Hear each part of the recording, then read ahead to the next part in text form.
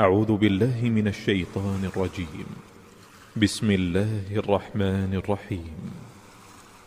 لا أقسم بهذا البلد وأنت حل بهذا البلد ووالد وما ولد. لقد خلقنا الإنسان في كبد.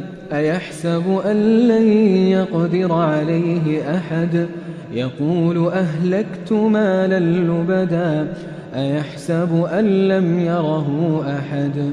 ألم نجعل له عينين ولسانا وشفتين وهديناه النجدين.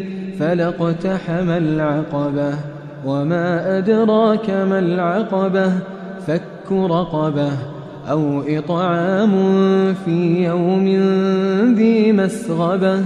يتيما ذا مقربة أو مسكينا ذا متربة. ثم كان من الذين آمنوا وتواصوا بالصبر وتواصوا بالمرحمة.